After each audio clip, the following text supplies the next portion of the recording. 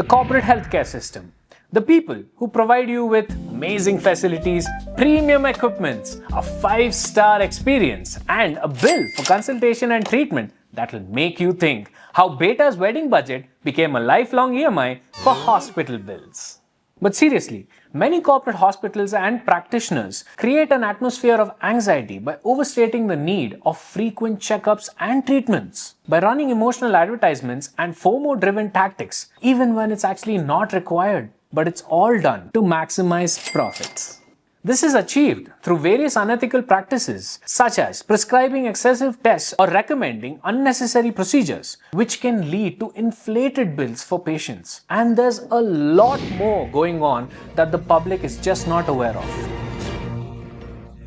So today, let's talk about the mind games of the corporate healthcare system, how they operate, what quality of services they provide, and how they exploit people with health insurance policies using various marketing or fear tactics for making huge profits. So let's break this down. The healthcare system has two main sectors, the public and the private. The public system is like that friend who promises to send you money but suddenly hits you with, Bro, Google Pay is not working, no network macha.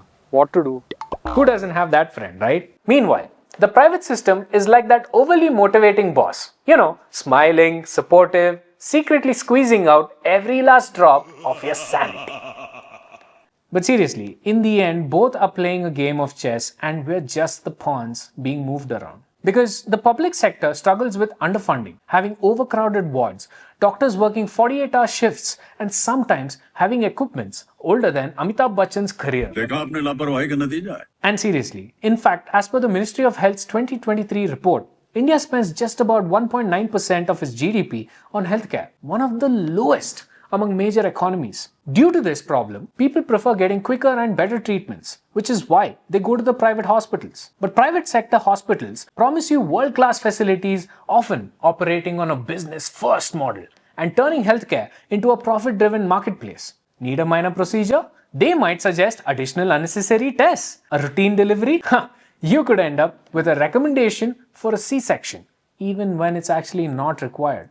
And in 2024, a study by the National Library of Medicine found that overall prescription deviation was 45%, of which unacceptable deviation was estimated to be 9.8%, meaning private hospitals prescribe procedures or medications that patients didn't actually need. Let me give you a serious story. Take the story of 7-year-old Adya Singh, who was admitted to Fortis Hospital in Gurugram with a high fever in 2017. She was then diagnosed with severe dengue. Initially, she was just given IV fluids and treatment as her blood platelet count fell. But when her condition got worse, she was then put on a ventilator and remained on life support. A total of 15 days of treatment, and her condition kept getting worse, leading to her death ultimately. The hospital gave a huge bill to her parents of 16 lakh rupees. This case is one of many more that highlight systemic flaws in private healthcare. But why does this practice continue, you might wonder? Because minimal regulations on corporate hospitals. Plus it works. And for people with health insurance plans you thought would secure you, don't worry. Private hospitals know how to exploit the fine print, ensuring they bill you for every rupee possible, sometimes inflating costs for insured patients. It's like they say, congratulations, we have your treatment plan ready and also your retirement plan because you'll need a second job to afford it.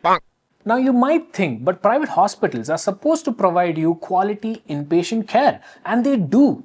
It's just that they serve you with a roti made 1 year ago with a 1-star dal makhani made by chef Ratatouille and a heart attack inducing bill which includes the cost of the marble flooring in the lobby. Because who wouldn't want their MRI done in a place that looks like a 5-star hotel? Chilling with the radiology bros. But look, it's not just about the money. It's about the mind games that goes on. So let's talk about the fear mongering. Ever noticed how hospitals throw around these big scary terms like comprehensive diagnostic plan? What? That's just code for we'll scan every organ in your body, including the ones you didn't know you actually had, so that you can get a comprehensive bill that looks like your phone number. By the way, that's your phone number. But despite certain government initiatives taken in 2018 which aim to provide free secondary and tertiary healthcare for people with insufficient income, about 55 million Indians were pushed into poverty in a single year because of having to fund their own healthcare. And 38 million fell below the poverty line due to spending on medicines alone. Wondering why? Because currently, the scheme doesn't cover outpatient expenses and a few other things. And just maybe, that's exactly the loophole the corporate healthcare is exploiting. In 2024, India still has over 50% of medical expenses that are still paid out of pocket. And because of this, around 10 crore people are pushed into poverty every year due to the amount they spend on healthcare. But why do so many people still prefer going for a checkup? Because hospitals know that in India, health isn't just about well-being. It's about maintaining the public image. Think about it. Skip a full body checkup and suddenly your neighbors are whispering, अरे इनके घर में ख्याल ही नहीं रखते. So what are you going to do about it? Right? It's guilt-driven capitalism at its finest.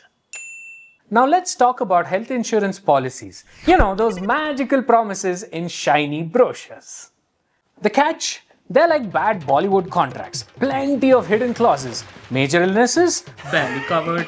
Pre-existing conditions? Oh God, forget about it.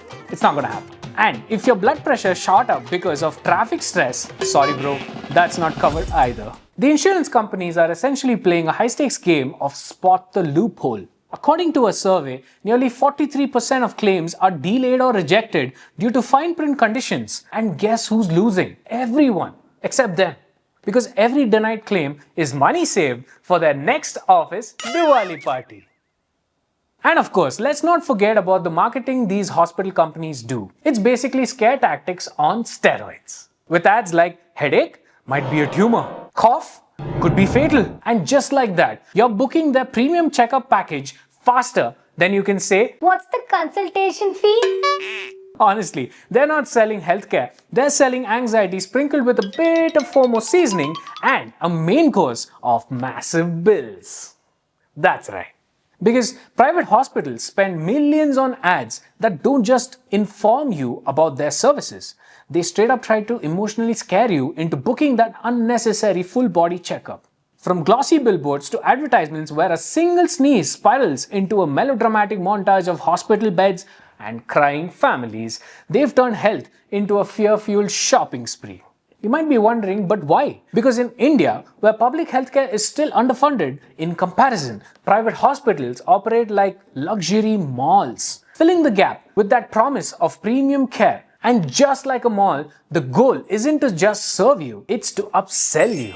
You walked in for a free basic consultation, but for some reason, you need to come again for a holistic review.